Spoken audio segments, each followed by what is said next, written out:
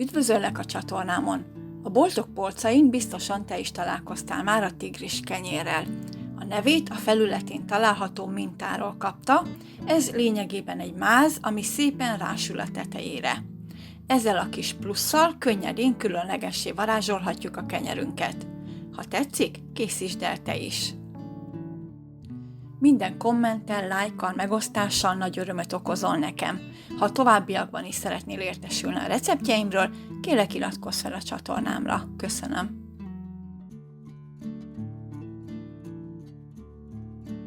Egy tálba kimértem 500 g lisztet, a közepébe készítettem egy kis mélyedést, amibe beleöntöttem 300 g langyos vizet. Belemorzsoltam 25 g friss élesztőt, és adtam hozzá 2 kis csipet cukrot.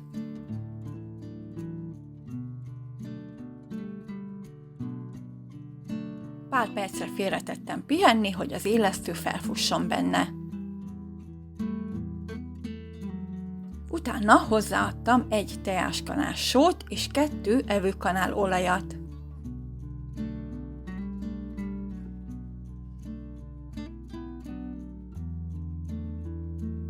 Majd az egészet alaposan összegyúrtam. Kézzel és géppel egyaránt lehet dagasztani. Akkor jó a tészta, ha felveszi az összes lisztet, és már nem ragad sem a tálhoz, sem a kezünkhöz.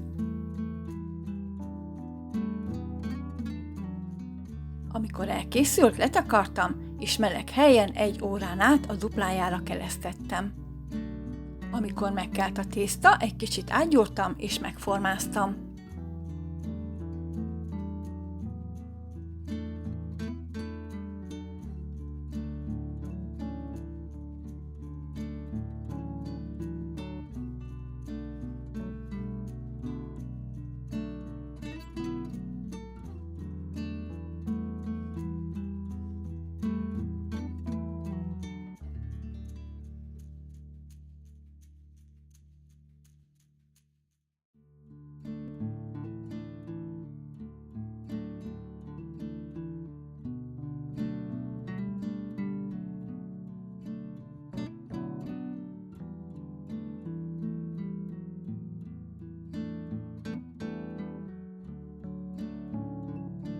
Sütőpapíros tepsire helyeztem, letakartam és hagytam kelni körülbelül 40 percig. Körülbelül 30 perc elteltével összeállítottam a mázat.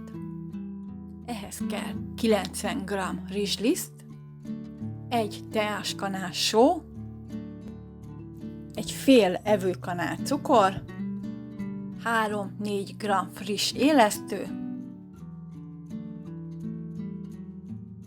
1 evőkanál olaj és 90 g víz. Ezeket jól összekevertem, majd félretettem 10 percre.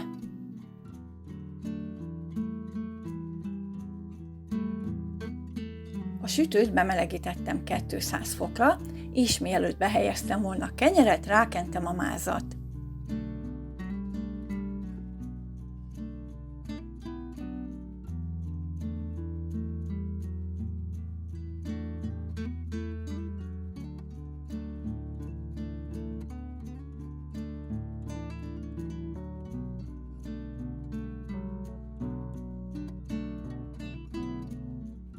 Majd egyből ment is be a sütőbe.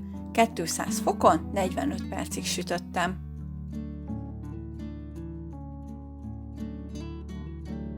A máz szépen megkeményedett rajta és ropogósra sült. Szerintem nagyon jól néz ki.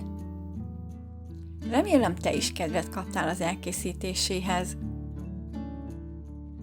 A Facebookon Edith kedvenc receptjei néven találsz, a diétás ételeket pedig a Repeta diétás és finom név alatt gyűjtöm.